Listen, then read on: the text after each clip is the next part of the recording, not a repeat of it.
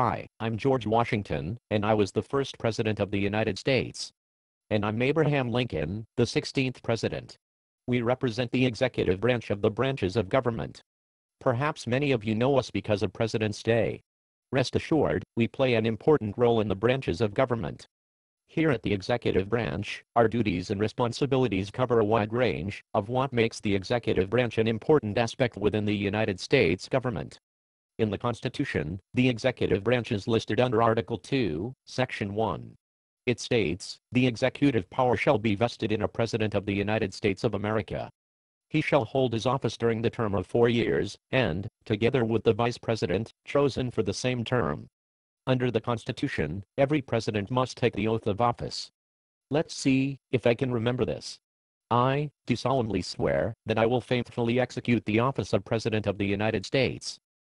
Can I finish? Sure, George, by all means. And will to the best of my ability, preserve, protect, and defend the Constitution of the United States. George, you still got it. Thanks, Abe, you're not so bad yourself. Now let's see what are the responsibilities set forth by the Constitution for the executive branch. Ladies and gentlemen, boys and girls, here is the current President of the United States, Barack Obama. Bye for now. Bye.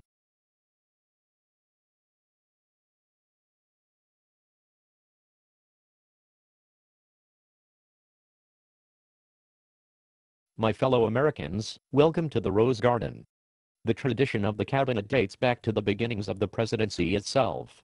Established in Article 2, Section 2, of the Constitution, the cabinet's role is to advise the president on any subject he may require relating to the duties of each member's respective office. Each member of the cabinet advises me, the president, on matters pertaining to their respective department. There are 15 departments that fall under the executive branch. Let's take a walk into my office and meet one of my cabinet members. Let me first introduce my Secretary of the State, Hillary Rodham Clinton. Thank you, Mr. President. The structure, otherwise referred to as the order of succession, is as follows: Vice President of the United States Joseph Biden. Department of the Treasury Secretary Timothy Geithner. Department of Defense Secretary Robert Gates. Department of Justice Attorney General Eric Holder. Department of the Interior Secretary Kenneth Salazar. Department of Agriculture Secretary Thomas Vilsack. Department of Commerce Secretary Gary Locke. Department of Labor Secretary Hilda Solis. Wow, there sure are a lot of members in your cabinet. True indeed, Madam Secretary. Let me finish this. In the Department of Health and Human Services, Secretary Kathleen Sebelius. Department of Housing and Urban Development, Secretary Sean Donovan. Department of Transportation, Secretary Ray Lawwood. Department of Energy, Secretary Stephen Chu. Department of Education, Secretary Arnie Duncan. Department of Veterans Affairs, Secretary Eric Shimsky. Department of Homeland Security, Secretary Janet Napolitano.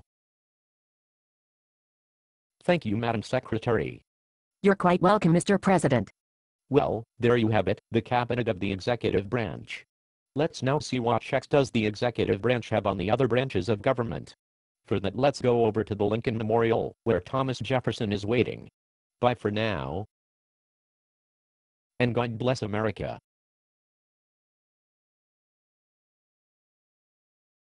Why, hello.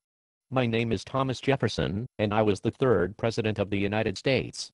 As a founder father, it was important to draft a constitution that did not give any one person complete and absolute control over the government. As a result, we came up with a system of checks and balances to ensure that no one part of our government can have too much power.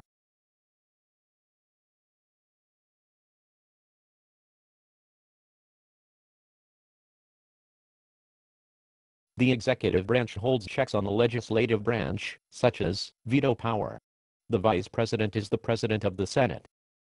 In addition, we can force adjournment when both houses cannot agree on adjournment.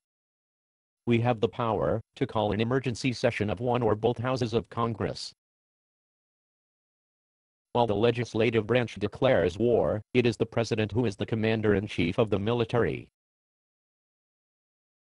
We have the power over the judicial branch to appoint judges and pardon citizens. Hi, Thomas. Hello, Abraham. Is everything okay? Just wondering where my hat is. Well, there you have it. The checks and balances of the executive branch. Let's send it back to the White House. Bye for now. My fellow Americans, my name is George W. Bush. And I'm the former governor of Alaska, Sarah Palin. Here are some things you may not know about the executive branch.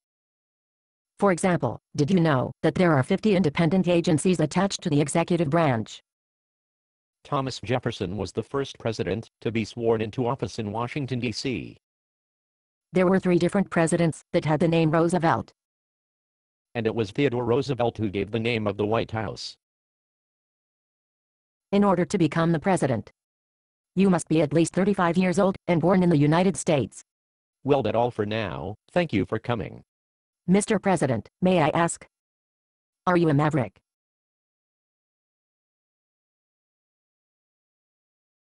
Well, that wraps up our presentation.